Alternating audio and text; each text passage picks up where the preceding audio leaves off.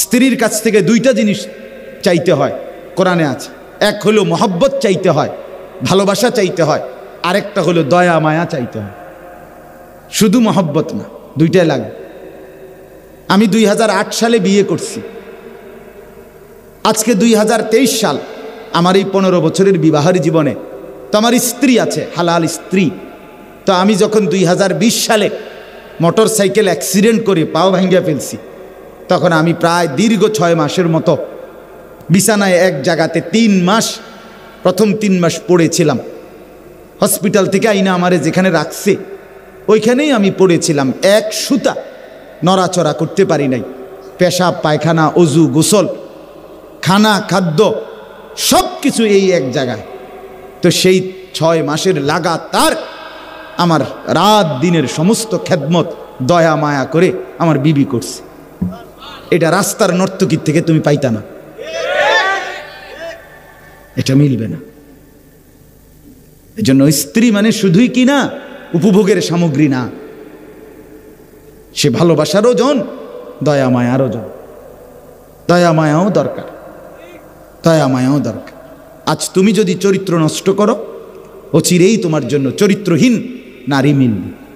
এটা কোরআনের ওয়াদা, আল্লাহর একবারে ডাইরেক্ট ওয়াদা। ডাইরেক্ট ওয়াদা শুনে দিই,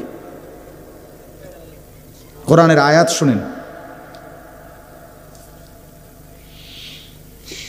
এই যে দেখেন, আল্লাহ তাআলা কোরআনে বলছেন সূরা নূর, আল খাবিসাতু লিল খাবিসিন, খবিস পুরুষের জন্য খবিস নারী, আল খাবিসুনা লিল খাবিসাত, খবিস নারীর জন্য খবিস পুরুষ।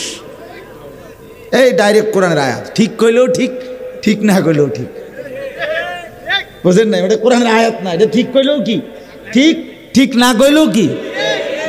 এই যে الطيبات للطيبين والطيبون للطيبات, রব্বুল আলামিন বলেন আর পবিত্র পুরুষের জন্য পবিত্র নারী, পবিত্রা নারীর জন্য পবিত্র পুরুষ। হ্যাঁ, টিট পর টেট নাকি, ইট মারলে পাটকেল খেতে হয়। তার মানে হলো আজকে তুমি নষ্ট হইলা, ও চিরেই তুমি নষ্টটাই নিতে বেশি দিন লাগতো না।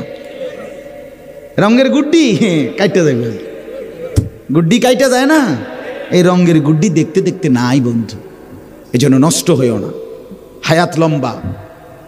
আল্লাহ হায়াত দিলে, আল্লাহ যদি বাঁচায় রাখে 60 বছর, আল্লাহ বাঁচায় রাখলে 70 বছর, ফুর্তি করলা, তামসা করলা, নয়তো 7 বছর, নয়তো 10 বছর যন্ত্রণা ভুগতে হবে, নয়তো 40 বছর দুনিয়াতেই মিয়া। এরপরে আখিরাত সেটা তো আছেই, সেটা তো পরের বিষয়। দুনিয়াতেই যন্ত্রণা ভোগ করতে হবে। আল্লাহ তাআলা আমাদেরকে বুঝার তৌফিক দান করেন। ইসলাম স্পষ্ট, কোরআনের বিধান স্পষ্ট, শরীয়তের বিধান স্পষ্ট। একজন নারী কেমন নারী বিয়ে করবে, একজন পুরুষ ওইখান থেকে শুরু করে সন্তান গঠন সহ পুরা জিন্দেগির সমস্ত দিক নির্দেশনা, সংসারের সব কিছু আলাদা আলাদা করে পার্ট টু পার্ট, আল্লাহর কসম আল্লাহর নবী বলে গেছে, নবীজি বলে গেছে। একটি স্ত্রী শুধুই কেবল স্ত্রী না, একজন বিবি মানে শুধুই কেবল চিনজিত লইয়া বেডিরে মার্কেটে করুন না। একজন স্ত্রী মানেই শুধু রাত কাটানো না, একজন স্ত্রী মানে একটি প্রজন্ম, একটি সংসার, একটি ফ্যামিলি, একটি বংশ গঠন। এর সাথে অনেক কিছু জড়িত। রাসূলুল্লাহ সাল্লাল্লাহু আলাইহি সাল্লামের হাদিস শুনেন। কোরআনুল কারীমের একটা আয়াত আছে, মজার একটা আয়াত শুনেন। কোরআনে একটা আয়াত আছে, ওয়াল্লাযীনা ইয়াকনিজুনা আয-যাহাবা ওয়াল ফিদ্দা ওয়া লা ইউনফিকুনাহা ফী সাবিলিল্লাহ ফাবাশশিরহুম বিআযাবিন আলীম।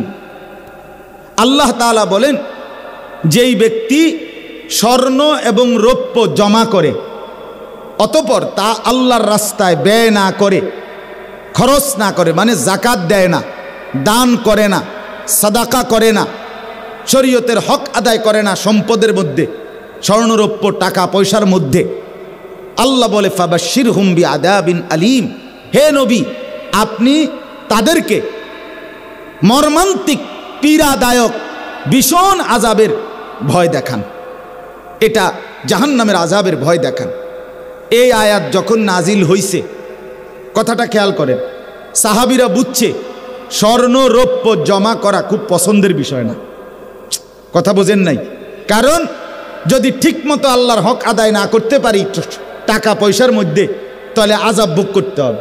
তো সাহাবীরা জিজ্ঞেস করছে, ইয়া রাসূলুল্লাহ, আমরা মুসলমান জমা রাখতে পারি, সংগ্রহ করতে পারি, এরকম নিজের জীবনে অর্জন করতে পারি, এরকম শ্রেষ্ঠ নিয়ামত কি? আমনে কদ্দুর কোন? রাসূলুল্লাহ সাল্লাল্লাহু আলাইহি ওয়াসাল্লাম বলছে 3 জিনিস। কয় জিনিস? 1 নাম্বার লিসানুন যাকির। নবীজি বলছেন যেই জিহ্বা সর্বদা আল্লাহর জিকির করে, এমন জিহ্বা যার অর্জন হয়, এটা ওই মুমিনের শ্রেষ্ঠ অর্জন।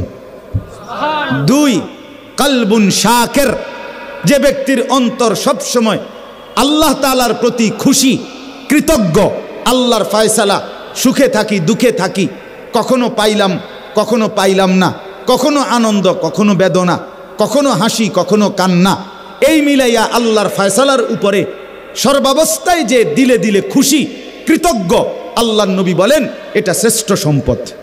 আর 3 নাম্বার ওয়া যাওজাতুম মুমিনা তুঈনুহু আলা ঈমানিহি আই দীনিহি।